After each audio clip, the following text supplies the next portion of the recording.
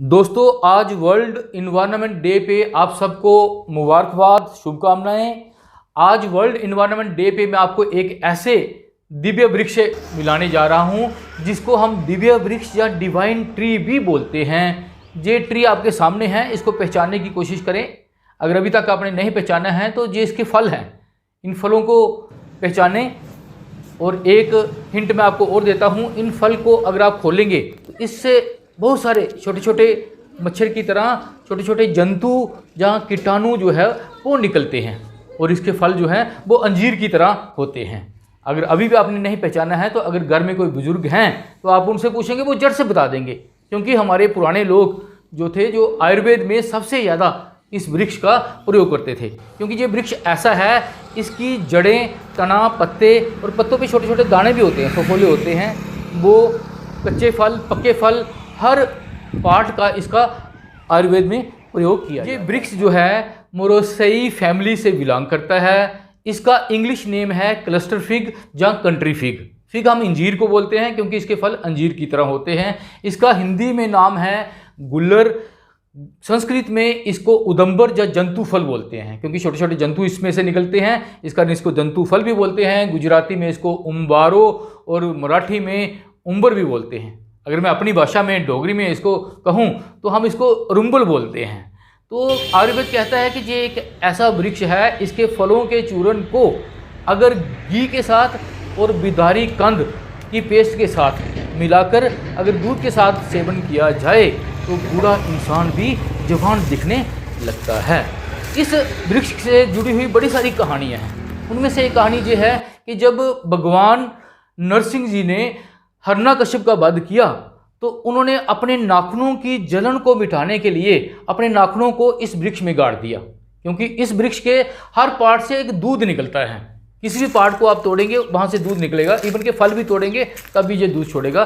तो उस दूध को लगाया। जो इस वृक्ष जी ने भगवान नरसिंह जी से कहा कि जो आपके नाखूनों को जहर था वो तो मेरे अंदर आ गया है, अब मेरा क्या होगा। तो कहते हैं भगवान ने इसको दिव्य वृक्ष होने का वरदान दिया और गुणों से भरपूर होने का वरदान दिया। और उन्होंने कहा कि इस वृक्ष में मेरा वास रहेगा। एक कहानी के मुताबिक कहते हैं कि जब कोई शव यात्रा शमशान की तरफ लेके जाते हैं तो शव को इस पेड़ के नीचे से नहीं निकालते, क्योंकि कहते हैं कि उस इंसान के जो पुण्य कर्म होते हैं वो ये पेड़ अपने में समा लेता है। जहाँ कुछ एक मत ये भी है कि अगर इस पेड़ से शव को निकालेंगे तो जो बुरी आत्मा का साया है वो इस पेड़ पे ना पड़ जाए।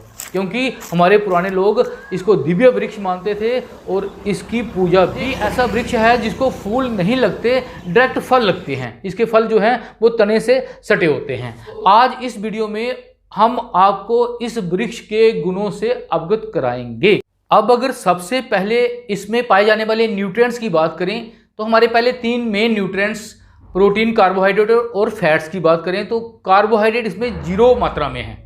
इसी कारण ये ब्लड शुगर के पेशेंट के लिए बहुत ही अच्छे हैं, ब्लड शुगर को डाउन करते हैं, कम करते हैं। फैट्स भी इसमें 0.6% मीन नामात्र हैं और प्रोटीन इसमें जो है वो 1.3% हैं। ये तीनों न्यूट्रिएंट कम मात्रा में हैं।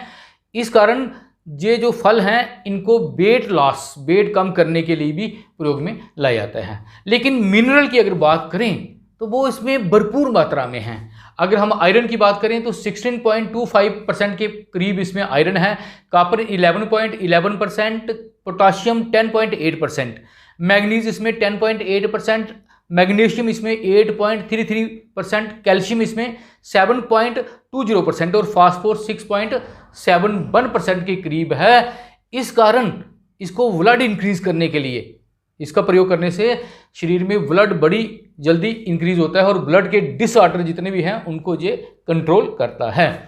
अब अगर बात करें कि इसके फलों की या इसके बाकी पार्ट के प्रयोग की, तो मैं खुद इसके मौसम में जितने फल हो सके इकट्ठे करता हूँ, उनको सुखा लेता हूँ, उनका पाउडर बना के खुद भी प्रयोग करता हूँ और जो ज़रूरतमंद हैं उनको भी फ्री ऑफ कास्ट डोनेट करता हूँ। क्योंकि आयुर्वेद मैंने 15 सालों से पीछे से स्टडी कर रहा हूँ और मैं एक पैसा भी कभी किसी से मेडिसिन का नहीं लिया है। और लाइफ का जो एम है, जब तक जीवन है सेवा करेंगे, फ्री ऑफ कास्ट करेंगे।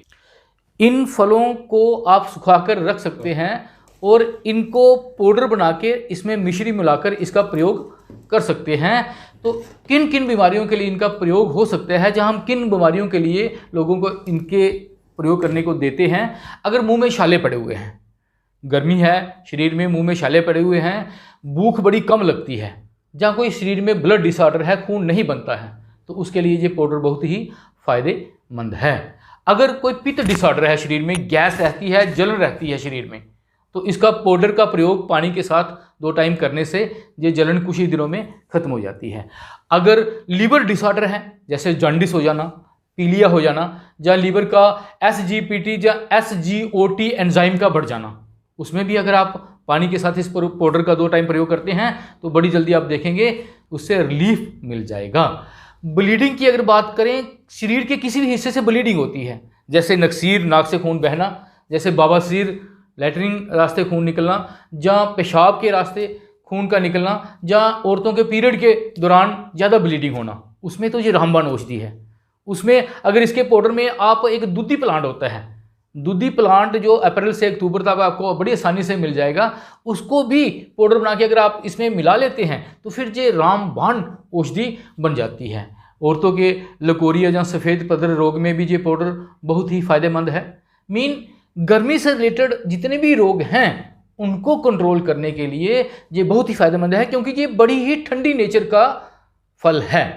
अब इसको छोड़ के बुक पे कुछ और भी बड़े सारे इसके डिसऑर्डर जो हैं शरीर के, उनको ठीक करने के लिए बताया है। जैसे कि बवासीर, अगर वो जो पीछे मोका टाइप या जख्म हो जाते हैं, या फेस्टुला एक ऐसी बीमारी है जो लैटरिन वाली साइड होती है और इसका ऑपरेशन के बिना कोई इलाज नहीं होता। तो उसने लिखा है कि अगर रुई में इसके दूध को भिगोकर अगर आप फेस्टुला पे लगाते हैं, जब पाइल्स के जो मोके बने हुए हैं उस पर आप लगाते हैं, तो कुछ ही दिनों में ये क्या हो जाती हैं, ठीक होना शुरू हो जाती हैं। तो वाशिंग, अगर जैसे कंसीविंग करती हैं औरतें और उनको वाशिंग हो जाता है, बच्चे की प्रॉब्लम रहती है, तो अगर ये पाउडर का प्रयोग आप 3 महीने करते हैं, जहाँ उसने कहा है कि इसकी वार्क जो है, इसकी शाल जो है, या इसकी जो जड़ है, उसके छिलके का काढ़ा आप 3 महीने तक लेते हैं लगातार, तो ये प्रॉब्लम जो है ये खत्म हो सकती है।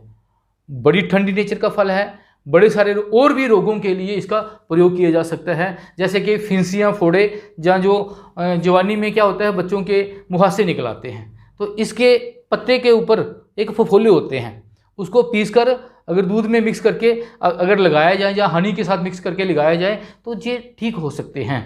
तो बड़ी सारी बीमारियों के इसका इलाज हो सकता है। आप इसको और भी यूट्यूब पे या नेट पे, इंटरनेट पे आप इसको स्टडी कर। तो दोस्तों, इन्वायरमेंट जहाँ नेचर का एक अद्भुत गिफ्ट है जे गुलर वृक्ष हमारे लिए, तो कृपया इसका प्रयोग करें, क्योंकि बचपन में हमने कितनी ही क्वांटिटी में इसका फल खाया है, और अपने बुजुर्गों को अगर पूछें तो वो भी इसका बहुत ज़्यादा मात्रा में प्रयोग करते थे। तो आप भी इसका प्रयोग करें और शारीरिक रोगों से बचें, स्वस्थ रहें। जय हिंद, जय भारत।